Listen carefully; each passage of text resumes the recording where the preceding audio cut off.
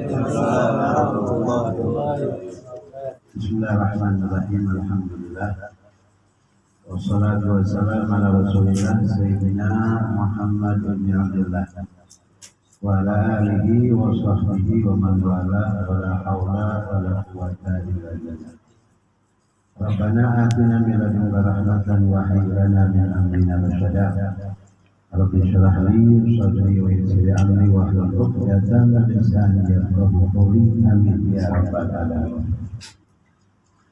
Hadratan mukarramin wal muhtaramin, para hadirin yang dimuliakan oleh Allah Subhanahu wa taala, para guru, para asatidz yang saya muliakan, dan tak lupa sahibul bait, Ustaz Rafiq dan orang tua kita Bapak Haji Indah dan sekeluarga. Kita meminta kepada Allah mudah-mudahan dengan perkumpulan yang ada pada malam hari ini, perkumpulan yang membawa keberkahan. Itulah permintaan kita, di mana kita melakukan kebaikan, maka harapan kita kebaikan itu Allah limpahkan. Itu janji Allah Subhanahu wa taala untuk orang yang beriman. Kata Allah, bagi orang yang beriman akan mendapatkan al-husna wa ziyadah. Apa al-husna? Al-husna itu adalah hal yang paling baik menurut Allah. Jadi selama kita melakukan kebaikan, kita akan mendapatkan yang terbaik. Dan kemudian Allah tambah hal yang terbaik, ada yang lebih baik. Dan para ulama, apa yang dimaksudkan dari tambahan Allah adalah ketika orang berbuat baik, Allah beri hal yang terbaik, maka ziyadah itu adalah hamba akan mendapatkan kemudahan untuk bisa menguatkan dan meningkatkan kebaikan yang dia lakukan. Luar biasa, hal yang luar biasa. Jadi yang terbaik itu kita bisa menjaga iman. Tapi yang paling terbaik dari semua kebaikan, ketika seorang melakukan kebaikan, dia mampu untuk menguatkan dan mampu untuk meningkatkan. Nah, ini janji Allah Subhanahu wa taala. Dan itu ada dalam kalimat Allahumma barik lana. Allahumma barik lana itu ada dalam sabda Nabi Muhammad di dalam doanya, Allahumma barik lana fi Rajab, Allahumma barik lana fi Sya'ban, wa barik lana Ramadan. Amin. Saya pernah sampaikan al-barakah li al-ta'ah. Keberkahan itu untuk orang taat. Keberkahan untuk orang taat. Jadi kalau ada orang yang enggak taat sama Allah, enggak berkah. Walaupun dia punya segunung emas, segunung kedudukan, segunung harta, nggak berkah. Karena al-barakah itu untuk doa. Maka ketika orang doa mendapatkan keberkahan, dia mendapatkan kehidupan yang paling baik. Dan kedua, dia akan mendapatkan tambahan dari Allah. Dia mampu untuk menguatkan apa yang dia lakukan dan mampu untuk meningkatkan apa yang telah dia lakukan. Sehingga kedudukan dia sisi Allah itu naik karena dia sudah berada dalam tiga sisi menjaga, sisi menguatkan, sisi meningkatkan. Dan itu ada dalam kalimat Allahumma barik lana fi Rajab, ya Allah berikanlah keberkahan kami dalam bulan Rajab, berikanlah kami keberkahan pada bulan Sya'ban. Jadi kita bisa introspeksi sendiri, kita sudah masuk belum? Kalau belum masuk, berkah. Kita sangka keberkahan itu rezeki panjang, umur panjang, ya, kedudukan tinggi, bukan hitungan. Karena itu bisa diraih oleh orang kafir. Duit banyak, asing lebih banyak. Ya, nggak ada serinya. tentang kedudukan. Siapa yang menduduki pemerintah sekarang? Orang-orang koruptor. Ya, kebanyakan. Nah, berarti arti keberkahan seperti apa yang dijelaskan oleh para ulama. Sehingga ketika kita berada di bulan Syaban masih minta. Jika kita minta keberkahan, kenapa? Karena untuk persiapan di dalam berada di bulan Ramadan. Karena bulan Ramadan itu bulan peningkatan, bukan penjagaan, bukan peningkatan. Bulan peningkatan. Biasanya kita tak sholat, ya 23 rakaat di Ramadan, sholat 23 rakaat. Berarti kan itu peningkatan. Betul kan? Jadi kalau udah bicara Ramadan itu bulan peningkatan, bukan bulan penjagaan. Kalau bulan penjagaan Anda melakukan kewajiban itu dijaga. Sudah Anda dianggap menjaga iman. Kalau sudah Anda melakukan kewajiban ya dan meninggalkan larangan, sudah Anda berada dalam penjagaan iman. Ya, cukup.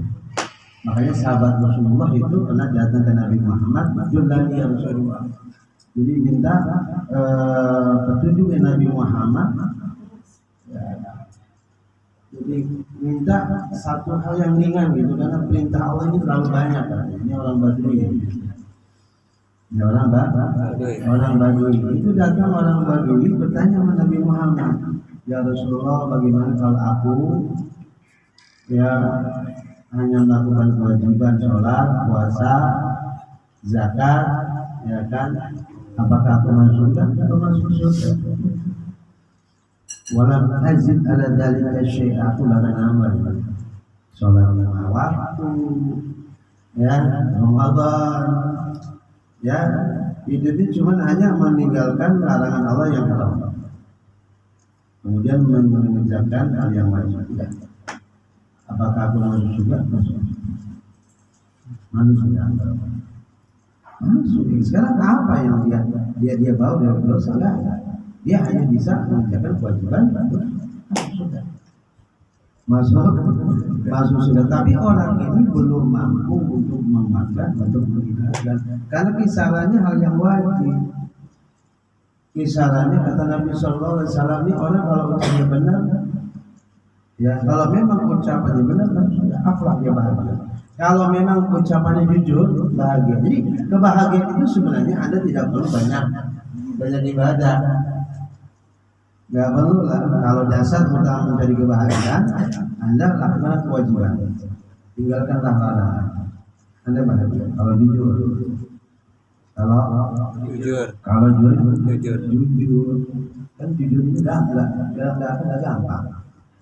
Jujur ini gak gampang. Makanya ada sunnah. Orang untuk berbuat jujur itu susah, apalagi zaman sekarang. Dhahabas sidqu wal sidqu ya saat qad madar.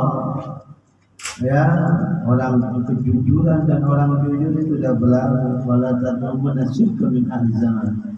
Jangan kau cari kejujuran dari orang zaman sekarang. Jangan kau mencari kejujuran dari orang yang ada di zaman sekarang. Ini bicaranya 5 abad yang lalu. 5 abad yang lalu. Makanya jangan percaya sama orang. Ingat, jangan percaya sama orang. Karena susah percaya di hati. Bagaimana kita bisa tahu hati seseorang? Karena kepercayaan itu ada di hati. Ya, maka kalau pengen percaya sama orang, pegang syariat. Ada hitung-hitungannya. Hitam di atas putih, itu aja deh. Anda percaya sama dia, itu sohib Anda, bullshit, bohong. Jangan percaya sama orang. Apapun yang Anda lakukan, jangan sekali-kali agak itu di mulut. Anda bilang insya Allah jujur, amin. Nggak akan kuat orang bilang kejujuran selama dia masih ada bohong. Susah zaman sekarang. Maka ketika kita berada di bulan Syaban ini masih kita tidak berkah, ya, berkah terus. sampai ke bulan Ramadan. Nah sekarang apa sih hakikat Ramadan? Hah? Apa hakikat Ramadan? Kalau takwa kan hadiah, kemudian cuman hakikat Ramadan itu kita ini sebentar lagi akan menghadapi Ramadan. Hakikat Ramadan itu adalah pensucian, kan bulan suci Ramadan. Hakikat Ramadan itu adalah pensucian. Pensucian. Jadi kalau kita akan memasuki bulan Ramadan, yang kita minta sebelum kita masuk ke Ramadan, ya Allah sucikan hati. Sucikan hati. Karena orang yang masuk ke Ramadan selama dia masih kotor, nggak bisa menjaga Ramadan, nggak bisa. Ya, makanya Nabi ingatkan para sahabat, kalau Anda masuk di bulan Ramadan dan Anda sedang berada di bulan Sya'ban, fatahhiru anfusakum biha. Kata Nabi, sucikan diri kalian semua. Sucikan. Karena hakikat Ramadan itu mencapai sucian, karena kalau udah orang berada dalam kesucian itu untuk memasuki dua hal itu dapat tahalil wa tajalli. Tahalil pensucian ini gak gampang. Allah. Makanya orang yang bahagia bukan orang yang meningkatkan ibadahnya. Orang yang bahagia bukan orang yang memperbanyak ibadahnya. Bukan. Itu dohirnya doang. Dohir itu mah gerak doang, gerak dohir. Ya gerak dohir aja itu. Ya. Sementara dalam kitab Ihya kan katakan begitu, orang yang hanya ibadahnya secara dohir yang dikuatkan dengan ilmu fikih dikatakan ibadahnya sah. Kemudian dia merasa yakin bahwa dia diterima oleh Allah, ini orang tolol. Karena apa? Ada bukti yang paling konkret, paling kuat yang menafikan ucapan mereka. Ketika orang yang berpuasa, khamsun yu'tina sha'ih, ada 5 yang membatalkan puasa. Di antaranya al-ghibah, ngomongin orang. Berarti apa? Ada satu gerakan batin yang harus kita perhatikan. Ada gerakan batin yang menjaga pahala kita. Kalau itu dilakukan, subhanallah, itu pahala hancur itu. Hancur. Bulan masuk Idul Fitri, itu udah punya dosa, bukan punya pahala. Keluar dari Ramadan bukan bawa pahala, tapi bawa dosa. Makanya Rasulullah bilang, ya, fatahhiru anfusakum, ya, sucikan hati kalian, sucikan. Karena Allah berfirman, qad aflaha man zakka, orang udah dikatakan bahagia orang yang mensucikan dirinya. Bukan orang yang meningkatkan ibadah, bukan orang yang menguatkan ibadah, bukan pensucian dulu. Kadang-kadang orang terlanjur ibadah lagi di masjid, di musola, ngaji, pakaian sudah berubah, terus dia nyangka udah ngaji banyak, duduk bersama orang soleh banyak, terus udah yakin dia orang soleh. Ada satu penyakit hati yang nggak bisa dibersihkan kecuali duduk sama wali yang kedudukannya utuh. Hati-hati tuh. Ada di banyak kita susah banget disuruh dibersihkan. Kita nyari dokter nih. Kita nyari dokter yang namanya wali, cuman magonnya putus. Gimana coba? Dia yang bisa membersihkan hati kita. Oh. Kita khawatir di dalam diri kita ini ada penyakit yang nggak bisa dihilangkan kecuali seorang soleh yang kedudukannya putus, wajahnya wali. Bahaya ya, sangat apa? Sangat maka Rasul bilang apa? Sucikan hati kalian. Ketika Anda berusaha untuk mensucikan hati Anda sudah berada dalam asrar saum. Anda sudah berada di dalam rahasia puasa. Sebelum Anda puasa, Anda sudah mendapatkan buahnya puasa. Ada nama puasa, ngomongin orang angger, dengki sama orang angger, mau ya nyaci orang angger, nyindir orang angger. Kam min sa'i laysa min siyami lasju wa atas. Makanya Imam Ghazali itu dalam kitab Ihya dalam bab yang ketiga, bab yang pertama dia membahas bab kedua, bab yang kedua ya, dia membahas khusus tentang asrar saum, rahasia puasa. Kalau Anda sudah berada pada rahasia puasa, kedudukan puasa Anda ada di mana? Apakah puasanya orang awam? Apakah puasanya orang khusus? Atau puasanya orang khusus? Awam aja mesin keder kita kalau kita membahas tentang awamnya orang puasa dalam kitab Ihya, ini ulama-ulama besar yang ibadahnya luar biasa masih kedudukannya awam dalam kitab Ihya. Ini baru tingkat ulama lah. Yang khusus adalah para aulia.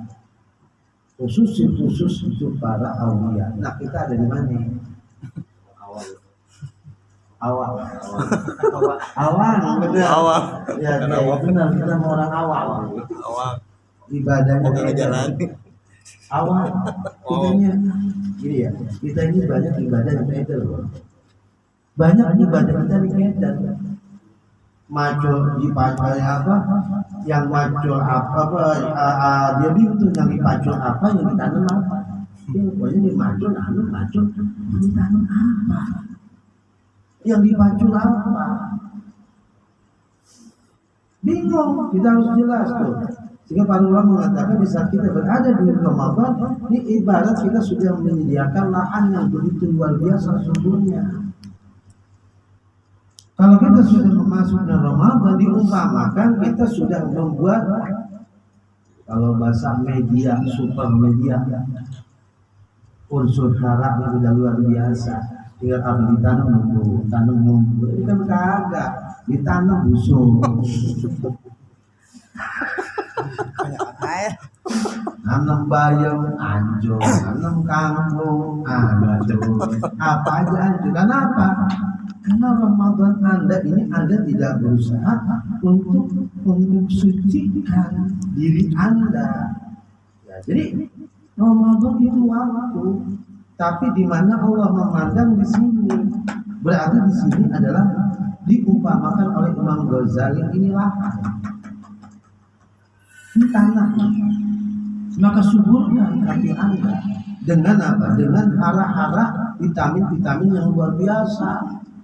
Ya kalau tanaman dilengkapin tuh, ya kan, nitrogennya ada kagak, ya, fosfornya ada enggak, kaliumnya ada enggak, magnesiumnya ada enggak, macam-macam hal ada di suasana. Jadi ketika kita nanam, ini kan kagak nanam, tato lahannya comberan, medianya tanah comberan. Yang ada juga busuk, comberan. Makanya hati kita jangan gaya-gaya comberan, busuk. La ilaha illallah. Maka Rasul bilang, "Watahhiru anfusakum," sucikan hati kalian. Sucikan. Baru Anda niat apa Ramadan? Niat saya yang pertama adalah mensucikan, berusaha untuk mensucikan hati, berusaha untuk menghiasi hati, dan berusaha untuk merasakan kebesaran dari apa yang saya lakukan. Kita kalau merasakan kebesaran sesuatu, batu cincin satu contoh, ya kan? Kita kalau udah punya batu cincin, apa? Mahal, namanya udah di atas. Jangan sembarang amplas, jangan sembarang Nah kalau Anda menganggap puasa itu betul-betul luar biasa, Anda tidak akan main-main untuk melakukan ibadah puasa. Tidak akan main. Tidak akan main-main. Ini kan puasa baru seminggu rajin, nah kan kita bangga. Ya, apalagi malam 21 orang-orang bagi masjid itu di pasar. Kan aneh ya, aneh kan?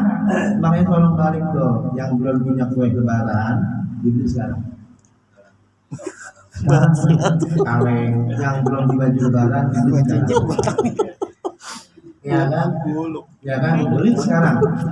Ya kan, yang mau beli kampung, mau pulang kampung beli tiket sekarang.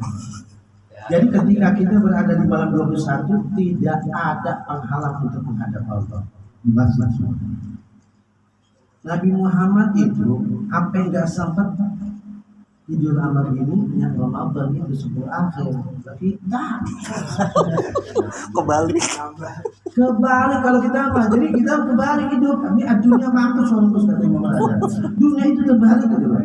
Yang ada ya kan 10 awal ibadahnya melebihi dibanding bulan-bulan lain. 10 kedua melebihi daripada 10 pertengahan.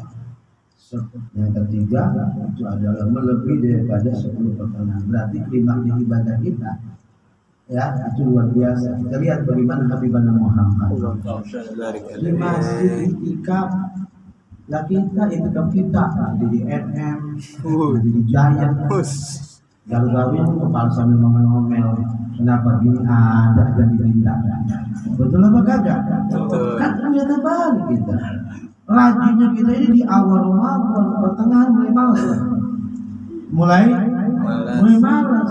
Di akhir udah acak-acakan ibadah kita. Ya, kagak ingat puasa itu. Jumatnya dodol, rengginang. Ya kan, makanan apa, mana-mana. Udah yang di otak kita jadi minyak. Ya kan gak punya duit, ya kan bagaimana dapat duit. Subhanallah, tantangannya luar biasa. Kita nahan makan, nahan minum, kita selamat sama Allah. Nahan terbit matahari, buka pas terbenam maka alhamdulillah. Ya, wal Islam dan kepasrahan. Udah deh, nggak usah, udah jangan aja Allah. Yakinin bahwa apa yang kita lakukan, ya ada satu cerita. Saya itikaf di masjid selama 10 hari. Tiba-tiba ada orang yang tidak keluarga, biasalah yang namanya orang lain tidak kenal. Saya bilang, bagaimana Kiai Buddha itu ibadah aja? Ibadah ya itikaf, tapi sambil nangis, nangis, semua baca nangis, biasa. Yang namanya hidup kerja bagi anak yang nggak kerja, mau apa? Terus antum yang itikaf ya, insyaallah Allah. Jadi hati-hati nangis, sebelum subuh bikin nangis, pasal baca semua dia nangis. Jadi kita nggak tahu rezeki ada di mana. Rezeki ada di mana. Tapi di akhir-akhir pas malam takbiran memang belum ada kue, belum ada apa. Kita tahu sih, betul kan ya. Tapi kan Allah gerakkan, ya. Ketika dia sampai di situ. Duduk di situ pada kumpul ya, kita dapat amplop berapa tebal, kasih dia aja, kasih dia aja. Kata amplop berapa, 1 juta itu. Langsung dia, terima kasih pakai janji Allah itu benar. Kita mau bawa pantar di mana? Akhirnya timbul keyakinan dari situ bahwa Allah. Cuma kan ada asbab. Kalau dia begitu, ya, begitulah rahasia-rahasia Allah Subhanahu Wa Taala. Percaya kita itikaf. Namanya Ustaz, ya nggak tawakupan, bukan nggak ada amplop. Bener banget. Tawakal kita sama Allah udah saya mau itikaf. Ketiga, saya tidak tutup pintu semuanya. Saya tidak berkhawah ada di masjid An-Nur itu berkhawah saya ada. Sendiri saya. Subuh saya mimpin ngajar, nanti kita minta maaf, sama-sama minta maaf kita. Sama ada dosa nyangkut mah, dia nyangkut juga di belakang. Minta maaf.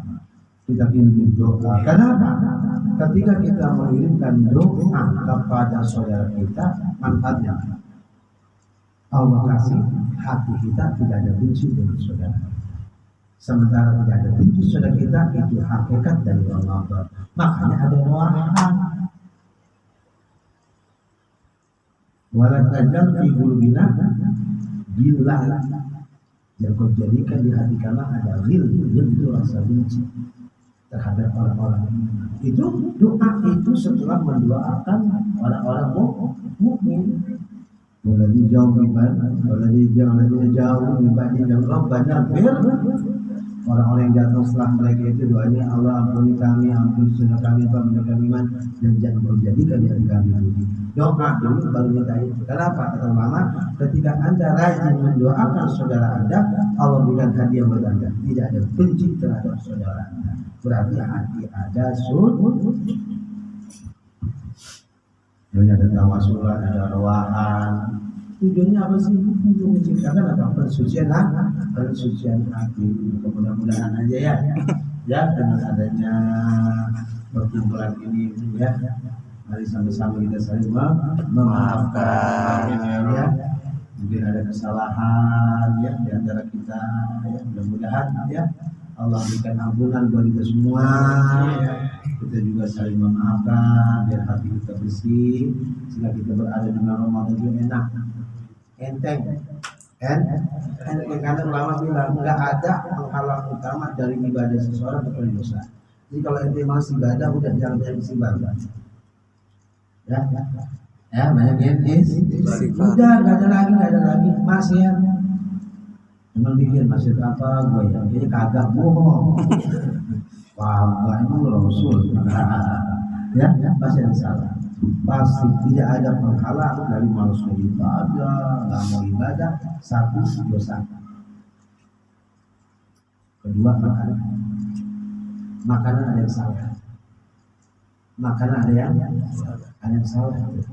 Paling banyak kan ulama makanan. Kenapa? Karena ada dosa, ada nggak dosa, tapi ada efeknya. Kalau dosa nih, kalau kita makan barang mahal itu jelas haram. Itu akan menolak kita ibadah. Kalau kita ibadah, toh nggak diterima. Jadi makanan yang haram itu akan menolak ibadah. Akan menolak ibadah. Makan yang haram.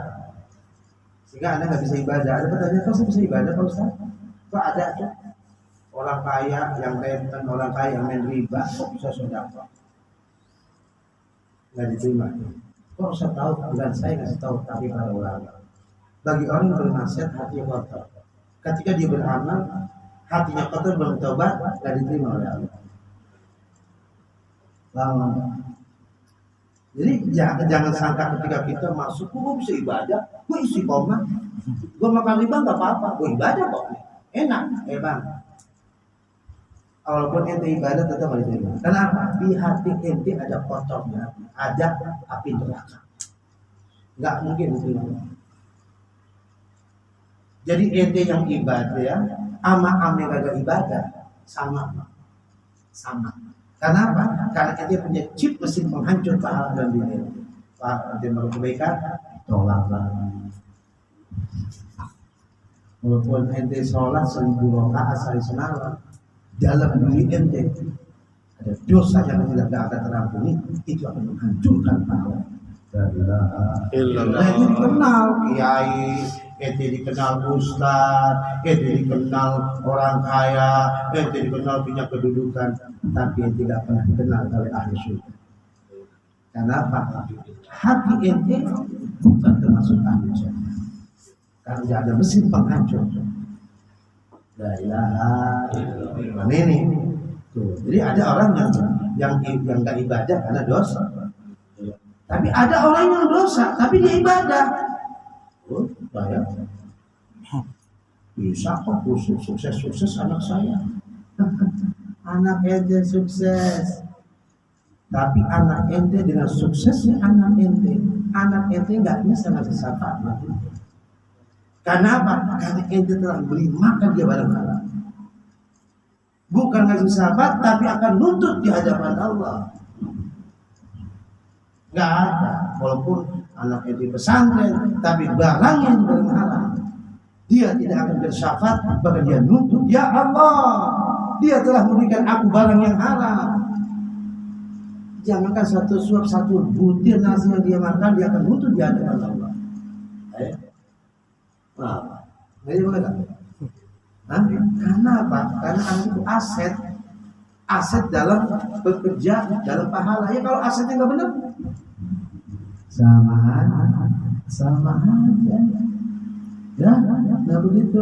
Lah yang kalau Allah serahkan dulu, Allah nggak bakal terima ibadahnya, sodakonya dari sesuatu yang di situ ada barang-barang, tidak akan terima. Ini para ulama ketika dibahas ibadah yang pertama adalah makanan yang dimakan. Nah kemudian ketika berapa makan saya halal, ya. Mungkin makanan yang halal bisa saya terima, tapi ketika berada di tangan orang haram, paham enggak? Ada maling, hasil malingnya dikasih kita, halal nggak buat kita? Halal karena nggak tahu secara hukum halal, tapi tetap Anda terkena efeknya. Kena efek, kena penyakit, kena ini, karena dari walaupun itu halal.